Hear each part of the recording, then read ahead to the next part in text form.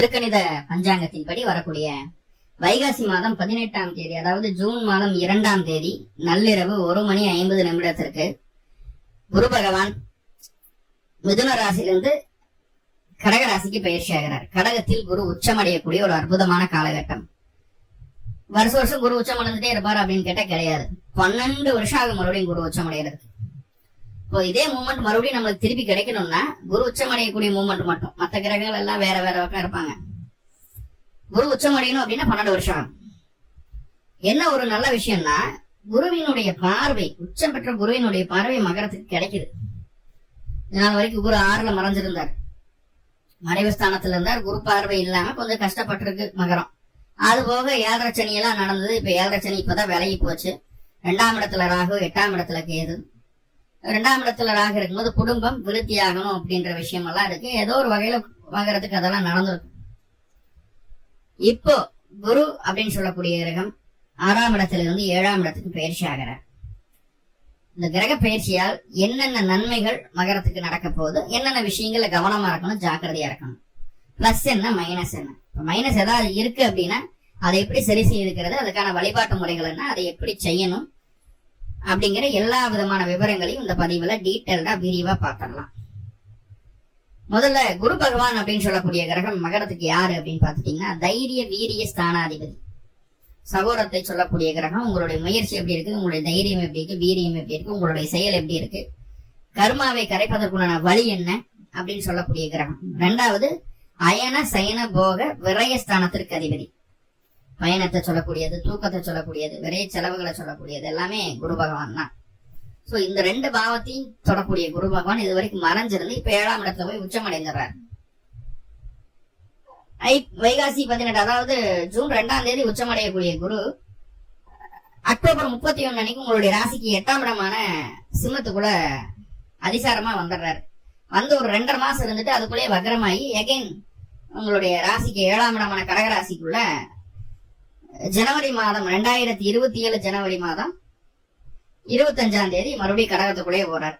அப்போ வந்து அதிசாரம், வக்ரம், வக்ர பயிற்சி, இதனால ஏதாவது பெரிய மாற்றங்கள் நடக்குமா, இல்ல குரு 7ஆம் இடத்துல இருந்து என்ன வளனம் தருவாரோ அதுதான் நடக்குமா அப்படின்னு கேட்டுட்டா அது ஒரு 2.5 மாசம் மட்டும்தான். 2.5 மாசம் மட்டும்தான். மீதி 9.5 மாசம் குரு உங்களுடைய ராசிக்கு 7ஆம் இடத்துல இருந்து உச்சம் பெற்று உங்க ராசியை பார்த்துட்டு தான் இருக்க போறார். அப்படிங்கும் போது 80% பலன்கள் குரு உச்சம் பெற்ற ராசியிலிருந்தே அளிக்கப்படுகிறது அப்படிங்கறத தெளிவா புரிஞ்சுக்கணும். ஓகே, குரு அப்படின்னு சொல்லக்கூடிய கிரகம் 7ஆம் இடத்துல இருந்து என்னென்னவெல்லாம் செய்ய காத்திருக்கு அப்படின்னா, முதல்ல உங்களுடைய முயற்சி, அந்த முயற்சிக்கான பெரிய அங்கீகாரமே இவ்வளவு நாள் கிடைக்கல. ஏன்னா அதுக்கு முன்னாடி ராகு இருந்தாரு, அப்புறம் சனியும் முயற்சி ஸ்தானத்துக்கு போயாச்சு. முயற்சி ஸ்தானாதிபதி 6ல போய் மறைஞ்சிருந்தாரு. அப்போ எடுத்து எல்லா முயற்சியுமே ஃபெயிலியர் ஆகிற மாதிரியான ஒரு மனநிலைமை, எது பண்ணாலும் நம்மளால சக்சஸ் பண்ண முடியலங்கிற ஒரு ஏக்க மனசுக்குள்ள இருந்தது மகர ராசியை பொறுத்தளவுக்கு. 7.5 சனி வந்ததுல இருந்தே மகரம் படாத பாடு பட்டுருதுன்னு சொல்லணும். இப்ப ஓரளவுக்கு ரிலீஃப் ஆகிறதுக்கு உண்டான ஒரு சூழ்நிலையை குரு ஏற்படுத்தி தருவார், அதுல மாற்றம் இல்லை. அப்போ அந்த முயற்சிக்கான நல்ல பலனை இனிமேல் நீங்கள் அனுபவிக்க போறீர்கள். இதுவே பெரிய விஷயம். ஏன்னா 2 தடவை 3 தடவை பண்ணலாம், 4 தடவை அந்த முயற்சி எடுக்கலாம். 5ஆவது டைம் எடுத்து அப்பவும் ஃபெயிலியர் ஆகி போச்சுன்னா அதுக்கப்புறம் செய்யறக்கே மனசு வராது. உட்போட்டு காலம் எப்படி போகுதோ, நேரம் எப்படி போகுது, அது வழி இருந்துட்டு போயிடலாம், எதுக்கு போயிட்டு இவ்வளவு போய் மண்டை உடச்சிட்டு இருக்கணும் அப்படிங்கிற மனநிலைமை மனசுக்குள்ள வந்துடும். அந்த மனநிலைமையை மாற்றி அடுத்த கட்டத்தை நோக்கி உங்களை நகர வைப்பதில் மிக முக்கிய பங்கு வகிக்கிறது அந்த குரு பயிற்சி. 2வது, நண்பர்கள் மூலமாகவும் வாழ்க்கை துணையின் மூலமாகவும் ஏற்பட்ட செலவினங்கள் படிப்படியாக குறைகிறது. வாழ்க்கை துணையின் உடல் ஆரோக்கியம் மேன்மை அடையக்கூடிய ஒரு சூழ்நிலையை சொல்கிறது. ஏதாவது தொந்தரவு கொடுத்தே இருந்திருக்கு, 6ஆம் இடத்துல போய் உட்கார்ந்துருச்சா, குரு 6ஆம் இடத்துல உட்கார்ந்தாச்சு இல்லையா, 12ஆம் அதிபதி 6ல. அப்ப கண்டிப்பா என்ன ஆகும், வாழ்க்கை துணைக்கு மருத்துவ செலவுல கொடுக்கும், வெளியில போகணும், வரணும், பிடிக்கணும், அது எதுன்னு தேகப்பட்ட செலவுல செஞ்சிருப்பீங்க.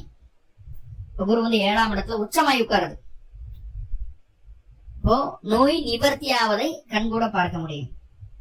வாழ்க்கை துணையின் பேர்ல ஏதாவது கடன் வாங்கணும்னு நினைக்கிறீங்க, அவங்க ஹவுசிங் லோனோ இல்ல பிசினஸ் லோனோ அவங்க பேர்ல வாங்கணும், பிடிக்கணும்னு நினைக்கிறீங்க, தாராளமா முயற்சி பண்ணுங்க. இந்த காலகட்டம் உங்க பேர்ல ஈஸியா சாங்ஷன் ஆகும். ஜெனரல் நேஷனலைஸ்டு பேங்க்ஸ்லயே கிடைக்கும். இந்த காலகட்டம் ஈஸியா கிடைக்கும். தாராளமா முயற்சி பண்ணலாம். வாழ்க்கை துணை வேலைக்கு போகாம சும்மா வீட்லயே உட்காந்து தண்டை சோறு சாப்பிட்டு இருக்கு அப்படின்னு நீங்க நினைச்சீங்க அப்படின்னா, அவங்க வேலைக்கு போகணும்னு நீங்க விருப்பப்படுறீங்க அப்படின்னா, இந்த காலகட்டம் அவங்ககிட்ட பக்குவமா சொல்லுங்க. கண்டிப்பா வேலை தேடி வரும், வேலையை தானாகவே அமைத்துக் கொள்வார்கள். சொன்னா மட்டும் போதும். பக்குவமா பொறுமையா ஒரு குருஸ்தானத்துல இருந்து சொல்லணும். அதுதான் முக்கியம். இங்க பக்குவமா சொல்லும் போது அவங்க கேட்டுக்கிறாங்க. அதுக்கப்புறம் வேலையில அவங்க அவங்க வேலையை அவங்க பார்க்க ஆரம்பிச்சிடுறாங்க. ஒரு பெரிய போர்டனா தெரியாது. நம்மளையும் மதிச்சு நம்ம கிட்ட சொல்லிட்டாங்க, நம்மளையும் ஒரு நமக்கான அங்கீகாரத்தை நம்ம வாழ்க்கை துணை நம்ம கிட்ட கொடுத்துருச்சுங்கிற சந்தோஷத்திலேயே வேலை செய்வாங்க.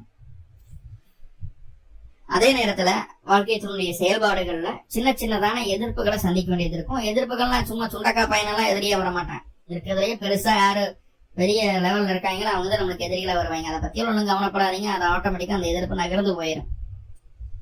ஓகே.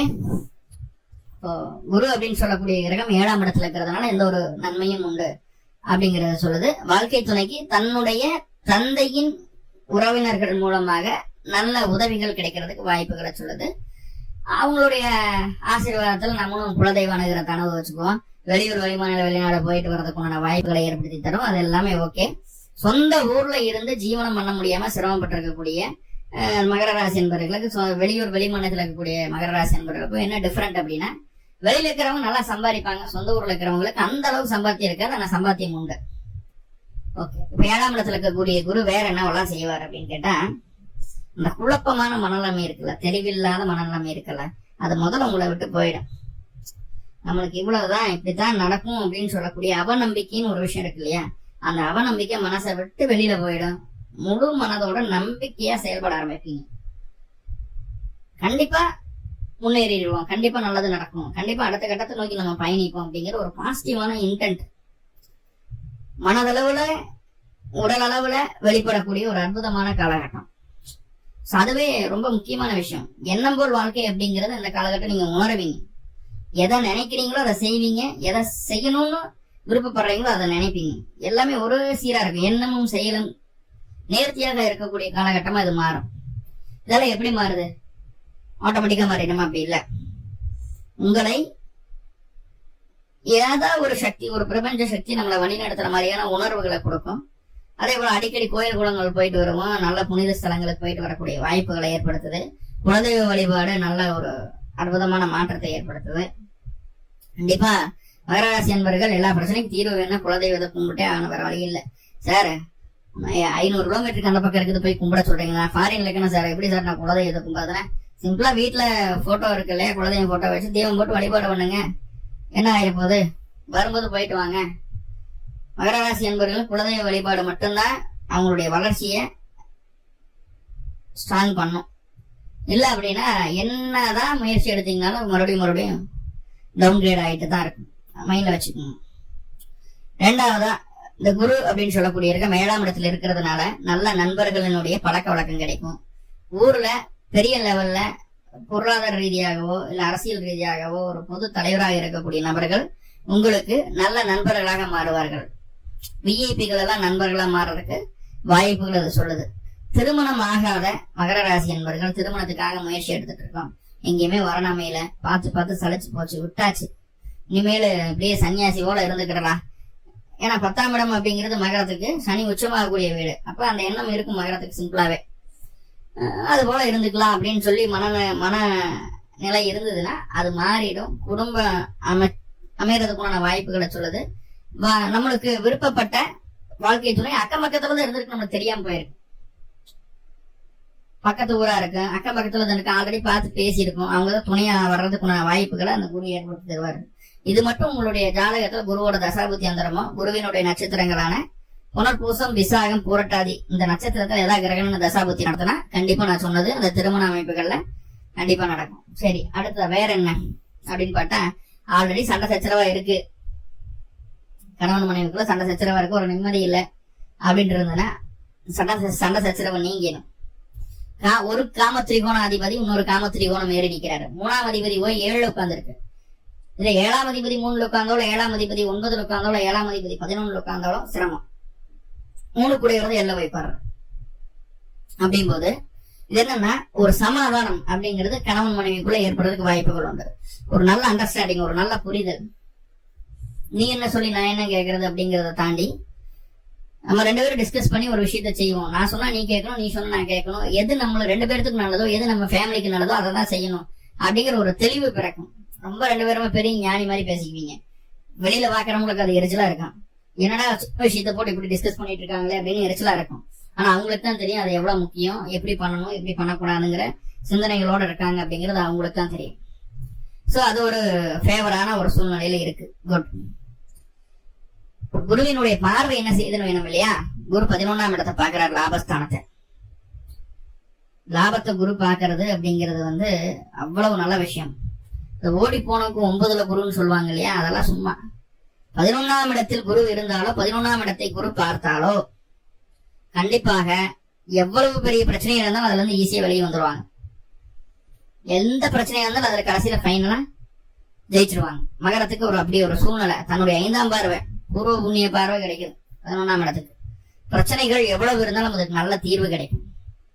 தொட்ட காரியம் ஜெயிக்கிறதுக்கு உண்டான அற்புதமான வல்லமையை கொடுக்குது. அதே போல கணவன் மனைவி உறவுல அந்த ஊழல்கள் இல்லாம இருந்துட்டு இருந்தது இல்லையா, அந்த ஊழல் சம்பந்தமான விஷயங்கள் இருக்கக்கூடிய பிரச்சனைகள் நீங்குது. குழந்தை பேருக்கான முயற்சிகள் சக்சஸ்ஃபுல்லான ஒரு ரிசல்ட். 11ஆம் இடம் லாபஸ்தானம் இல்லையா, அப்போ தைரியஸ்தானாதிபதி கலத்திரஸ்தானத்துல இருந்து லாபத்தோட தொடர்பு விடும்போது கண்டிப்பா குழந்தை பேரை கொடுக்கணும் அப்படிங்கிற ஒரு அமைப்பு சொல்லுது. அந்த குழந்தை பேரு கிடைக்கிறதுக்கு உண்டான ஒரு சூழ்நிலையை ஏற்படுத்துது இந்த காலகட்டம் மகரத்துக்கு. பாலிய நண்பர்களுடைய ஆதரவு கிடைக்கும். சித்தப்பா அப்படிங்கிற உறவு நிலை உங்களுக்கு சாதகமா இருக்கும். நிறைய கிளைண்ட் கிடைப்பாங்க. நிறைய நட்பு வட்டம் விரிவடையும். எங்க போனாலும் நம்மளுக்கு தெரிஞ்ச நபரை 2 பேராவது இருப்பாங்க. அந்த அளவுக்கு நம்மளுக்கு நட்பு வட்டம் நம்ம கொஞ்சம் ஃபெமிலியர் ஆயிரும்னு வைங்களேன். 11ஆம் இடத்துல குருவினுடைய பார்வை கிடைக்கும் போது அதெல்லாம் தாண்டி உங்க ராசியவே குருவாக்குறாரு. இப்போ நம்மள நல்வழிப்படுத்துறதுன்னு ஒரு விஷயம் இருக்கு இல்லையா, ராகுவோ கேதுவோ சனியோ பார்த்தா அந்த கேரக்டர் நம்மளுக்குள்ள இருக்கும். பாக்குறது குரு. அப்போ தவறான விஷயங்களை யோசிக்கவே மாட்டோம். முதல்ல தவறான விஷயங்கள் நம்ம நோக்கி வருதுன்னா உடனே தெரிஞ்சுக்குவோம். அந்த அளவுக்கு நல்ல அறிவை கொடுத்துரும், நல்ல விழிப்புணர்வை கொடுத்துரும். எதை செய்யணும் எதை செய்யக்கூடாது அப்படிங்கிற தெளிவான மனநிலைமையை கொடுத்துரும். மனசு தெளிவாயிட்டாலே எல்லாமே சக்சஸ்ங்க. குரு பார்வை ராசிக்கு இருக்கிறது உங்க சக்சஸ் உண்டான முதல் காரணமா இருக்கு. 3ஆம் இடத்துக்கு குருவினுடைய பார்வை, 3ஆம் இடத்துக்கு குரு பார்வை இருக்கிறது அப்படிங்கிறது புதிய முயற்சிகளுக்கு பச்சை கொடி காட்டக்கூடிய பார்வையா இருக்கு. நிறைய பேர் அந்த காலகட்டம் ஆடை ஆபரணங்கள் சேர்க்கையோ அதே போல காலி நிலம் வாங்க பிடிக்க அதுக்கான முயற்சிகள் எடுத்தோம்னா அதுவும் சக்சஸ்ஃபுல் ஆகிறது. இதெல்லாம் நடக்குது. அதே போல மாமனாரனுடைய உடல் ஆரோக்கியம் நல்லபடியாவே இருக்குது. மாமனாரும் உங்களுடைய வாழ்க்கை துணையும் இருந்து அவங்களுக்கிடையே இருந்து வந்த கசவுகள் நீங்க 2 பேரும் ஒரு மிங்கிள் ஆகக்கூடிய ஒரு சூழ்நிலை, நல்ல புரிதல் ஏற்படக்கூடிய ஒரு சூழ்நிலை. அக்கம் பக்கத்தினர் எல்லாமே நம்மளுக்கு சாதகமா நடந்துக்குவாங்க. அதே போல வீடு காம்பவுண்ட் சுவர் சம்பந்தமான விஷயங்கள் இருந்து வந்த பிரச்சனைகள் எல்லாம் சரியாகுது. ஆபரணம் ஏதாவது தொலைஞ்சிட்டு இருந்தா கூட அந்த காலகட்டம் கிடைக்கிறதுக்கான வாய்ப்புகளையும் சொல்லுது. சரி, இப்ப இதெல்லாம் செய்யக்கூடாது. தொழில் ரீதியாக பெரிய புதிய மாற்றங்களை செய்யக்கூடாது. தேவையில்லாத செலவுகளை குறைத்துக் கொள்ள வேண்டும். தேவையில்லாத செலவுகளை குறைச்சுக்கணும். தேவையில்லாத பயணத்தை குறைச்சுக்கணும். முக்கியமா இரவு நேரங்கள்ல தனித்த பயணம் மேற்கொள்வதை தவிர்த்துக் கொள்ள வேண்டும். ரைட். அதே போல மாமியாருக்கும் மருமகளோ, நீங்க ஆணா இருந்தா மருமகன் பெண்ணா இருந்தா மருமகள், அவ்வளவுதான். மாமியாருக்கு உங்களுக்கு தேவையில்லாத கருத்து வேறுபாடுகள் வரும். இந்த காதை வாங்கி அந்த காதை விட்டுட்டு போகணும். ரைட். 3ஆவதா யாருக்கும் வாக்கு கொடுக்க கூடாது. யாருக்கும் கையில இருக்கக்கூடிய காசை கடனாகவோ அல்லது ஒரு இனாமாகவோ ஒரு பினான்ஸ் பண்றக்கூடிய அந்த மாதிரி ஒரு வட்டி வரவு செலவுக்கோ கைமாத்தலுக்கோ கொடுக்க கூடாது. கொடுத்தா வராது. சரிங்களா? குடும்ப விஷயங்களை உங்களுக்குன்னு உண்டான ஆளுகிட்ட மட்டும் தான் பேசணும். மத்த ஆளுகிட்ட பேசக்கூடாது. ரத்த உறவுகிட்ட பேசலாம், தப்பில்ல. மத்த ஆளுகிட்ட பேசக்கூடாது. பேசினா அது பின்னாடி பெரிய பஞ்சாயத்துக்குள்ள நிக்கும். ஏன்னா 3 கூடையவர் சனியாகி அவர் 2 கூடையவர் சனியாகி அவர் 3ல இருக்கிறாரு. 3ஆம் அதிபதி 7ல போய் உச்சமாயிருது. குடும்ப விஷயங்களை பேசக்கூடாது. ஏன்னா காட்டு ராசியில போய் காட்டு ராசி அப்படிங்கிற தத்துவத்துல காமத்திரி கோணம் அப்படிங்கிறது அதுக்குள்ளதான் வரும். அப்படி போய் உட்காரும் போது தேவையில்லாம நம்ம ஒண்ணு சொல்லுவோம், அது வேற மாதிரி திருச்சி வெளியே போயிடும். சோ தவிர்த்துக்கிறது நல்லது. இதுதான் பண்ணக்கூடாது. இப்போ நிறைய பாசிட்டிவ் இருக்கு, சின்ன நெகட்டிவ் இருக்கு. நெகட்டிவ் சரி செய்யறதுக்கு என்ன வழி அப்படின்னு பாத்தீங்கன்னா, முதல்ல குலதெய்வ வழிபாடு சொல்லியிருந்தேன். 2வது காவல் தெய்வம் கருப்பராயன் சுடலமாட, அதே போல கன்னிமார் கருப்பராயனோட இருக்கக்கூடிய கோவில்களுக்கு போய் 2 நல்லெண்ணெய் தீபம் போட்டு வழிபாடு பண்ணிட்டு வாங்க. சனிக்கிழமை மணிக்கு இந்த வழிபாடு பண்ணுங்க. கண்டிப்பா இந்த மாதம் இந்த குரு பயிற்சியானது எல்லா விதமான பிரச்சனைகளுக்கும் தீர்வாகவும் வளர்ச்சிக்கான பெரிய மாற்றங்களை தரக்கூடிய பயிற்சியாகவும் அது அமையும். மேலும் உங்களுக்கு நல்லதனமே நடக்கணும் அப்படின்னு சொல்லி எல்லாம் பல பரம்பூர்ல பிரார்த்தனை பண்ணிட்டு இருந்த பதிவை முடிச்சுக்கிறேன். நன்றி நண்பர்களே, நன்றி. வாழ்வளமுடன்.